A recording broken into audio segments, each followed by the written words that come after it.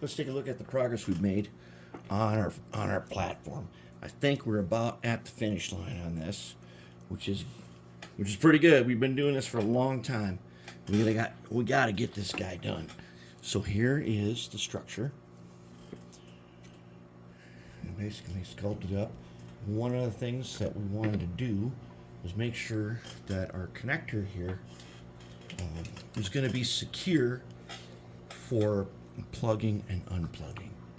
So it's got a couple of stops in it so that when we plug in and we push on it, it's not going to push it out.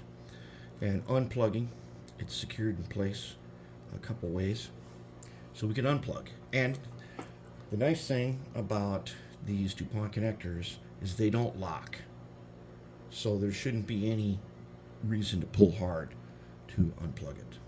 So then we got our little structure here, and we'll trim it up after we put our platform on. So we got our platform, and I put some mosquito screen on there.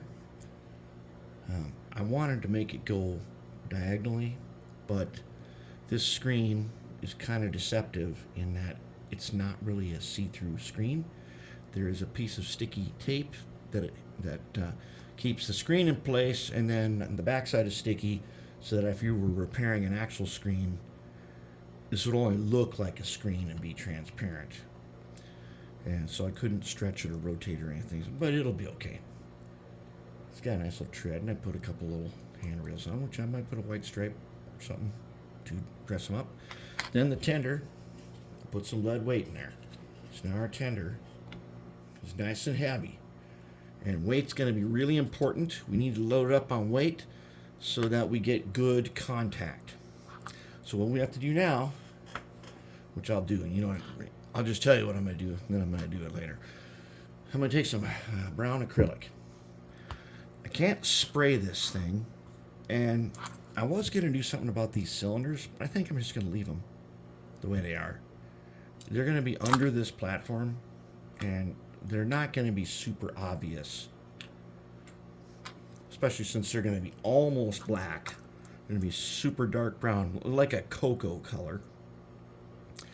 And what we need, though, is in order to paint this styrene here, we're going to need to coat it with something. We can't spray it, so we're going to use this acrylic, and we're just going to wipe it on all over the place until we've got a surface that will take our sewer paint. And this is what happens when you do sewer paint. It's almost black, but if you look at it from an angle, it's like a super dark cocoa color. It's really nice. And we're going to do that here, and we're going to do that to this platform also. There we are. We are almost to the finish. All I have to do is secure this. Once it's primered up, I'm not going to be painting the tops here.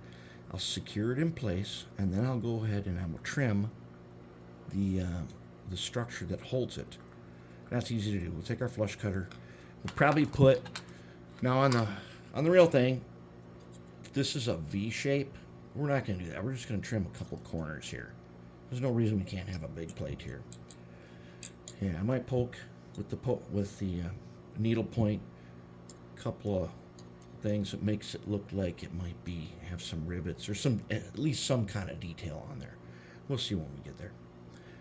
And then we'll be ready. We've got our power collectors. We're ready to attach these guys then and bring power up to the top, and then we're good to go. So that's where we're at. Looking pretty good. We are getting close now. Can't wait to get into the actual wiring, then we can get this thing running and put away.